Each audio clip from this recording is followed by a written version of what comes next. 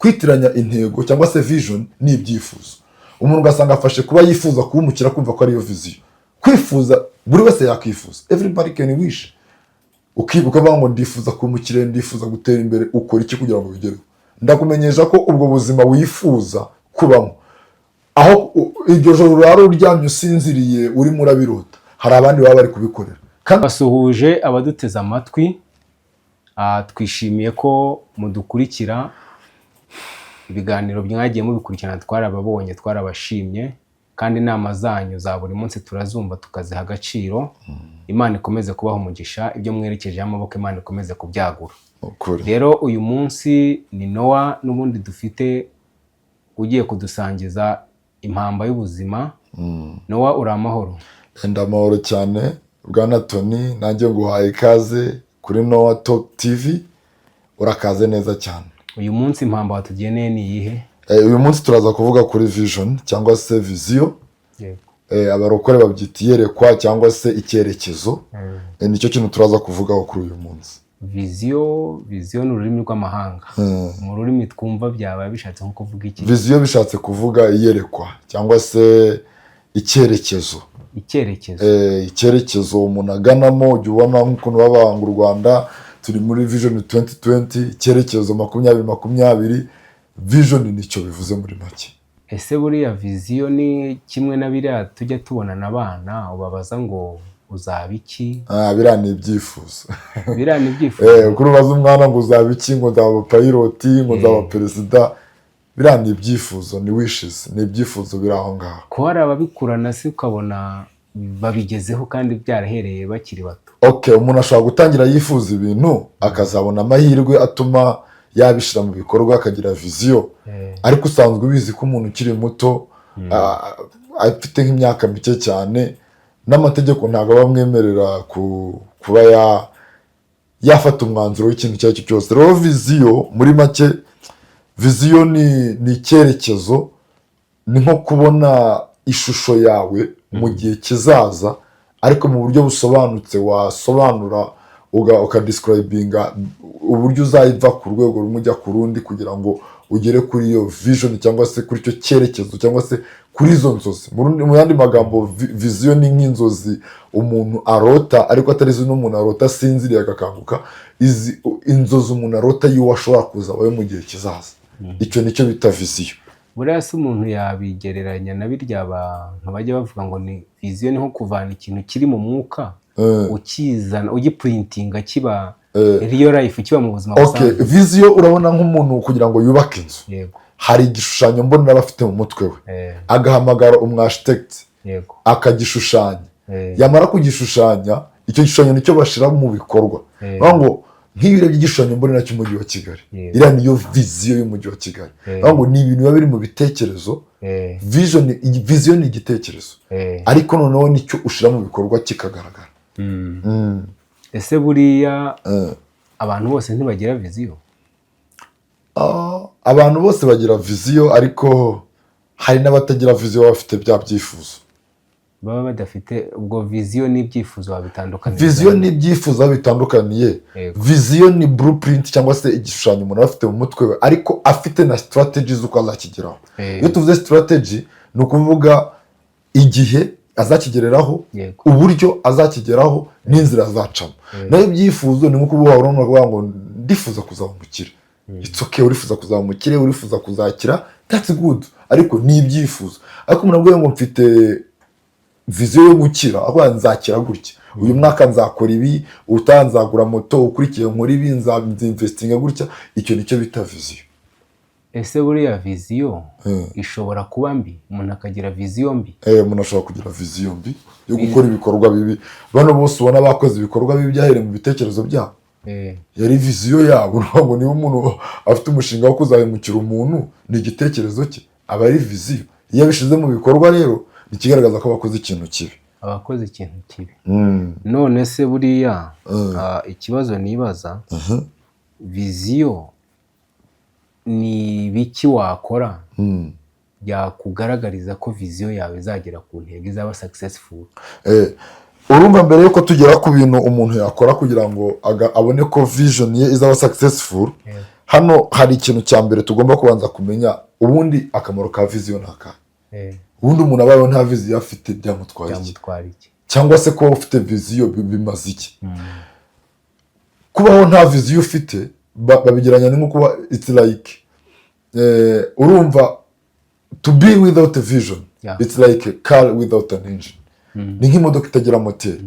Vision niyo iguha blueprint y'ubuzima bwawe. Ikintu cya mbere vision iguha niyo ikugenera abo mugomba kugendana. Vision niyo ikugenera ibyo ugomba gukora. Vision niyo ikugenera uko ugomba kwambara.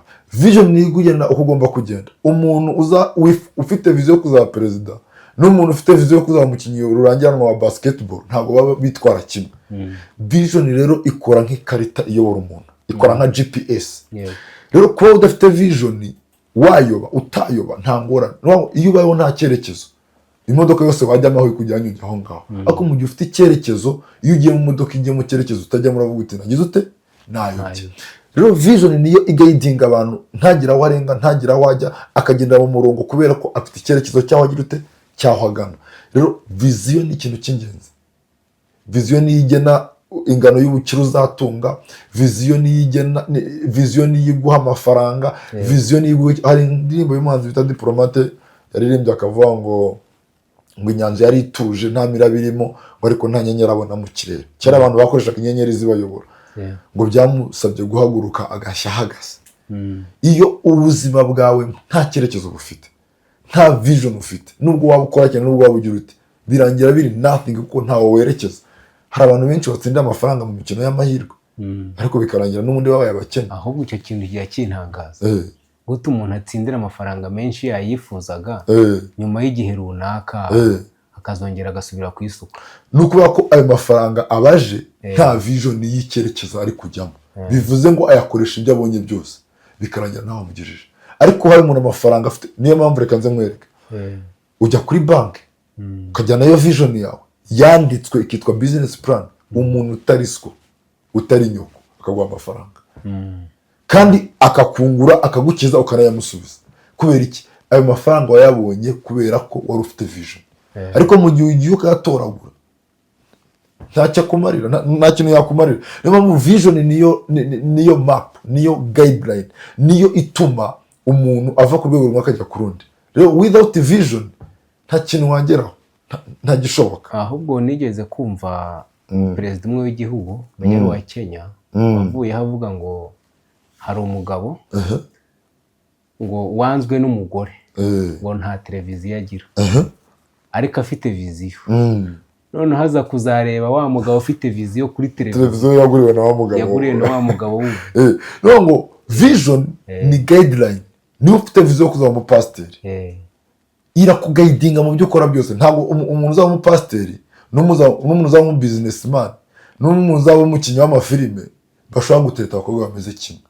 Kuko umugore wa pasiteri ntabwo afite character n'imiterere n'imyumvire imeze nk'umugore w'umucuruzi cyangwa umugore w'umukinnyi w'amafilime. Rero vision niyo ikugayidinga. Rero kubaho nta vision ufite birangira wisanze ahantu utabasha kwikura.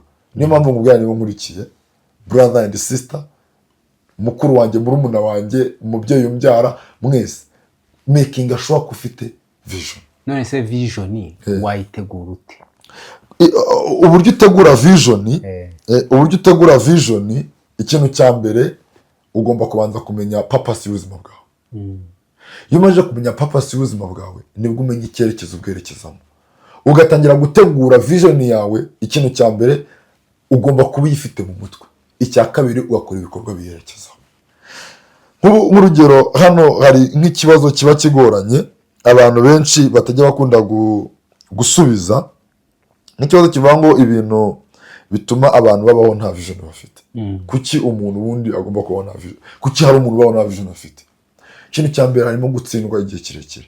Hari umuntu ugerageza ibintu byamunanira ku kigero runaka akabireka, akiberaho uko ubuzima buje, akiberaho nk'ikibabi kiri mu mazi, kubera ko hari ibyo yagerageje aratsindwa. Ariko icyo gihe uba wirengagije ikintu. Vision reka tuyifate nk'intambara. Kuba watsindwa urugamba ntibivuze ko utsinzwe intambara. Kuba watsindwa isomo rimwe ntibivuze ko amasomo yose yakunaniye. rero biba bisaba kugira ngo ukomeze ukore, biba bisaba kugira ngo ukomeze upushinge, biba bisaba kugira ngo ukomeze ushiremo imbaraga. Ikindi cya kabiri, hari abantu bafata vision bakageranya n'ibyishimo. Kwitiranya intego cyangwa se vision n'ibyifuzo. Umuntu ugasanga afashe kuba yifuza kuba umukire kumva ko ariyo vision. Kwifuza buri wese yakwifuza, everybody can wish. Ukibuka ngo ndifuza kuba umukire, ndifuza gutera imbere, ukora iki kugira ngo bigereho? Ndakumenyesha ko ubwo buzima wifuza kubamo, aho iryo joro urara uryamye usinziriye urimo urabirota, hari abandi baba bari kubikorera, kandi ubwo buzima wifuza kubamo hari abandi babubayemo. Kuko kurota ni kimwe, ariko no kubyuka ugakorera inzozi waraye yose nacyo ni ikindi.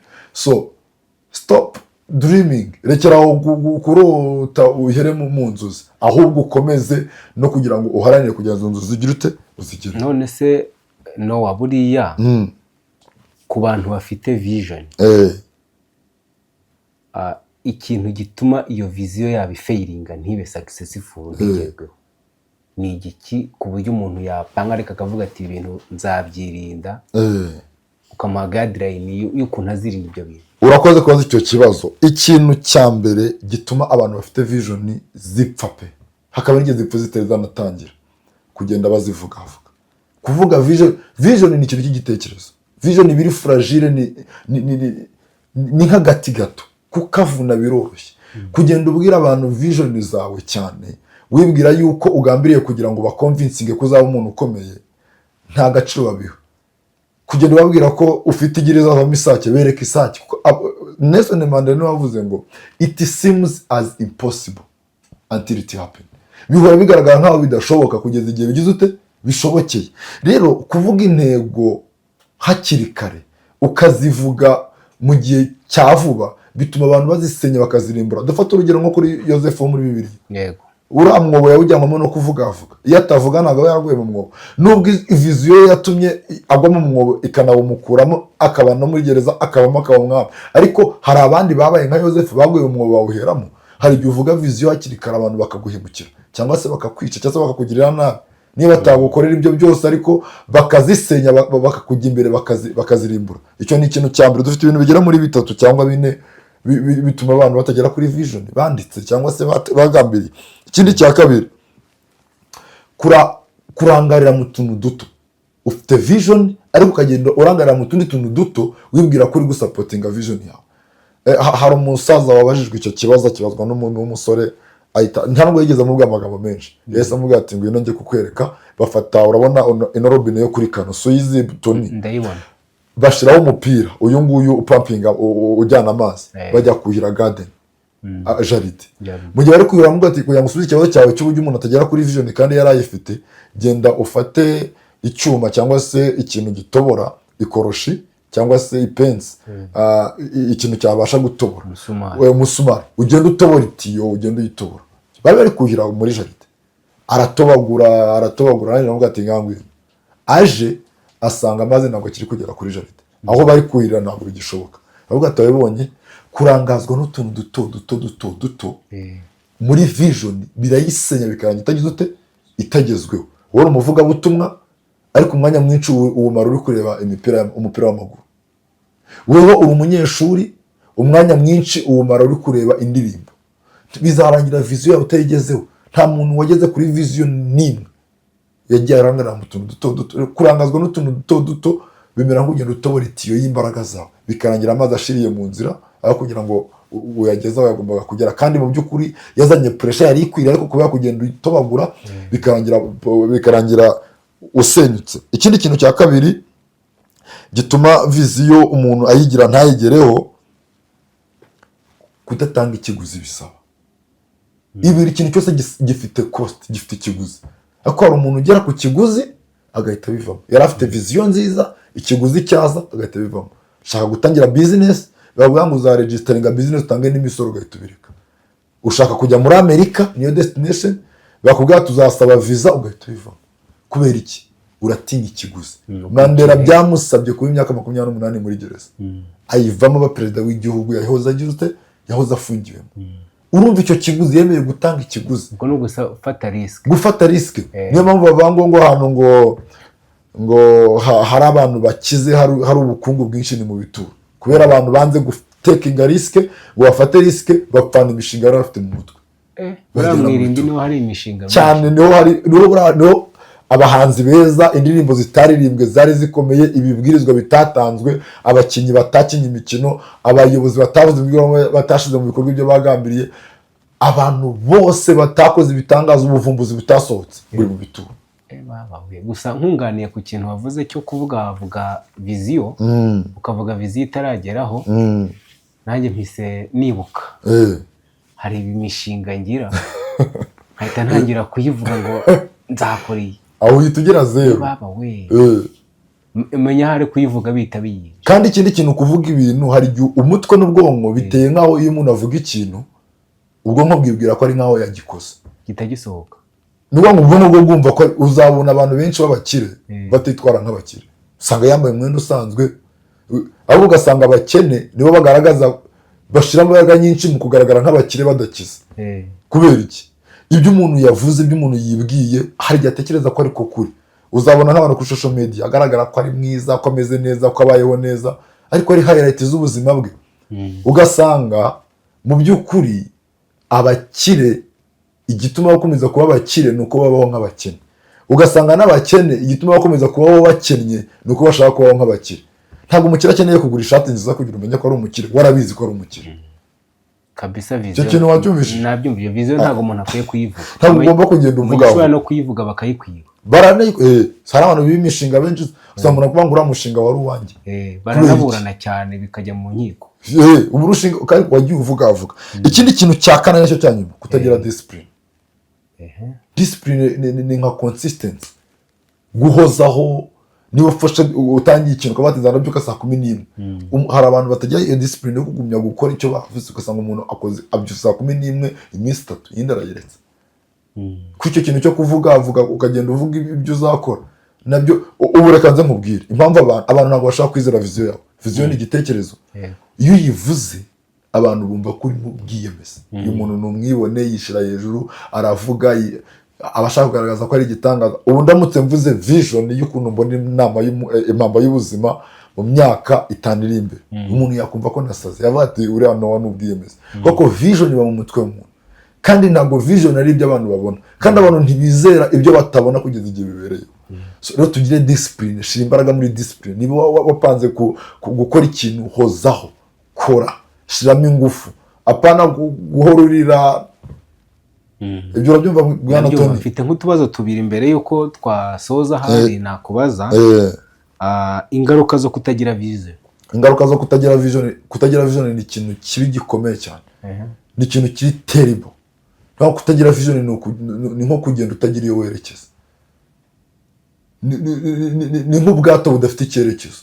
Ufashe imodoka ugashyiraho amavuta essence, ukirwa uyitwara ntaho werekeza, ntacyo byakumarira. Rero mu bintu bitatu by'ingaruka zo kutagira vision, ikintu cya mbere bituma utakaza igihe. Ukabona umuntu agize imyaka 60, he is nobody, ntacyo aricyo. Kubera iki? Yataye igihe cyose nta cyerekezo afite. Yabayeho mu buzima butagira icyerekezo, akagenda asaza nta kintu agezeho, kubera kutagira vision yaho yerekeza. Ubwato uko bwamera kose budafite ingashya ibuyoboraho bujya, ntacyo biba bimaze. Rero vision ni ikintu cy'ingenzi. Usanga abantu barataye igihe cyabo, ugasanga umuntu ataye imyaka 30 mu bintu bitazamugirira umumaro, yagira mu myaka 50 akaba ari yibuka gukora. Ugasanga umuntu atangiye kuvuga ubutumwa, yari kuza mu pasiteri mwiza ku myaka 60. Ufite impano, ushobora gufungura YouTube channel ugakora, ushobora gutangira business, ukabyuka ugize imyaka 30 akaba gutangira kurwana n'abana bakiri abasore. Mu gihe wakawajya muri pansiyo akaba ari wibutse gukora. Niyo mpamvu bivuga ngo ujye ukorera umuremyi wawe ukiri umusore, iminsi mibi itaraza. Kuko usanga abantu benshi bicuza ubuzima bwabo. Tony, nkubwiriza ukuri, ugiye ku bantu bari mu bitaro bategereje umwuka nyuma ngo bapfe, kuko gupfa ni ibintu biri rusange mu bantu, usanga ikintu bicuza atari ibintu bakoze nabi, ahubwo ibintu batakoze. Kavuga ngo iyo nza kumenya nkaba naratangiye kino kintu igihe runaka, iyo nza kuba narakoze ibintu ibi igihe runaka, iyo nza kuba naratangiye mbere bageze aha nawe. Ikindi kintu cya kabiri, kuko ni bitatu, nyuma y'uko kwicuza ugasanga umuntu aricujije, iyo nza kuba naratangiye, iyo nza kuba narakoze, kubera ko nta vision yari afite, bitera n'amashyari. Ishyari. Uzacunga neza nubona nk'umuhanzi ari kuririmba cyangwa hari ikindi gitaramo, abantu ba mbere batera amabuye umuhanzi bamutera bu ni abantu bo muri reggae bari aba bishuye make baba bahagaze. Nta muntu uri muri VIP ushobora kuva ari gusakuza atera umuhanzi ngo bu, apana. Aba bizi neza ko ntako atagize, ariko abantu batagize ikintu bageraho kubw'amashyari nibo usanga barwanya abandi. Uzabibona nta muntu n'umwe wagize ikintu ageraho uca abandi intege, ariko umuntu utagize ikintu na kimwe ageraho, umuntu udafite ikintu akora niwe muntu uca abandi intege. Umuntu udafite viziyo yahugiyeho niwe muntu uca abandi intege. Cyakora hari igihe umuntu aguca intege agasanga wibereye nko mu kazi kawe, wowe ufite viziyo uvuga ati aka kazi ndagatangira ni gato kazangeza ku kanini, akaza agasebya akazi kawe bwacya akakuguza akakuguza gusa akakubwira ati nguriza, kandi mu minsi ishize akazi kawe yari yagaciye. Ndibuka muri kaminuza hari umusore wakoraga ikimotari avuye kwiga, abantu bamusuzugura, abandi bavati ukora ikimotari gutura umunyeshuri muri kaminuza, ariko ibiryo byabo bakaba batugurize dufashe turwane. Usanga abantu batesha agaciro vision z'abandi, ari abantu batagize ikintu bageraho, nta n'ikintu bakora. Kuko reka nze nkwereke, ntabwo umuntu uri muri race, umuntu uri muri rukanka ari kurwana n'ubuzima bwe, ari gupushinga kugira ngo arebe ukuntu bigera, cyangwa se bano birukanka basanzwe abaterete. Nta mwaterete ushobora kureba mugenzi we ngo yambaye ute. Icy'ingenzi ni uko aba yambaye, icyo areba we ni kimwe, turi kwiruka. We aba areba imbere aho yirukanka ajya. Abantu bose bafite icyo bakora, abantu bose bafite vision mu buzima bwabo. Ntabwo uzabona afite undi mwanya wo gutera comment mbi no gusebya undi muntu muri vision. Ubwo umuntu ufite vision yirinda amajwi atuka, kandi ugomba kugira vision ku buryo ugomba kuzamuka. Hari akantu nkunda kuvuga, umuntu yarimo arazamuka akiri hasi cyangwa se nko mu ndege, aba yumva urusaku rwo hasi, aba yumva ibyuma bisya, aba yumva abantu bavuga, aba yumva ibiki, aba yumva n'imodoka zinyuze, ariko hari ikirere ugeramo hejuru cyane. Ntubu kicyumva ikintu wumva hasi, ntugire ikintu wumva hasi. Icyo cyiciro nicyo ugomba kugeramo muri, kuko uzareba abantu benshi basubiza abandi inyuma. Nta muntu ushobora gukurura ngo ugwe hasi uri kurira igiti watari munsi yawe. Abantu usanga bafite amashyari n'abantu batagira vision. Rero kutagira vision ni ikintu kibi. Usanga umuntu afite ishyari, arwanya abandi, atanga negative comment, atesha agaciro ibintu by'abandi, ariko umuntu wagize aho agera bitewe n'ahantu abazi yaraturutse, ntabwo ashobora gutinyuka ngo acine undi muntu uri gutangira. Reka twegera ku musozo nkubaza akabazo ka nyuma. Umuntu udafite viziyo uzumva kino kiganiro akumva nta viziyo yari afite, ni nk'izihe key point ni nk'ibiki yakora kugira ngo agire vision kandi ihame? Iyo vision yavuga ati ngiye kuyikurikira, ngiye kwiyuha icyuya, nzagera kuri iki kintu. Arabipanga ate, arabigenza ate, arafata agenda yandike, arabigenza gute? Number 1, ikintu cya mbere ugomba gutangira kwitoza gukurikira ibiganiro biri positive, cyangwa se ibiganiro byubaka, biri constructive. Nk'ibi nyine usanga umuntu ashobora kujya kuri YouTube akaba ari kumva ibiganiro ngo naka yavuze naka, ngo naka niyumva naka ariyahura, ngo naka yakoze ibi. Ibiganiro biri nonsense.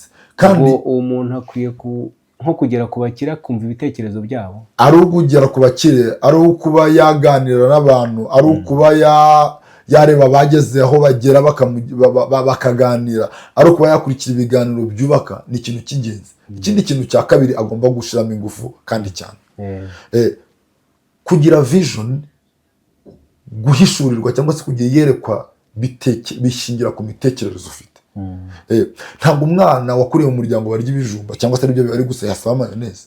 Ugomba kwagura imitekerereze yawe, wasoma ibitabo, wajya hehe, wasura abandi, wava mu mujyi wa mukajya mu wundi.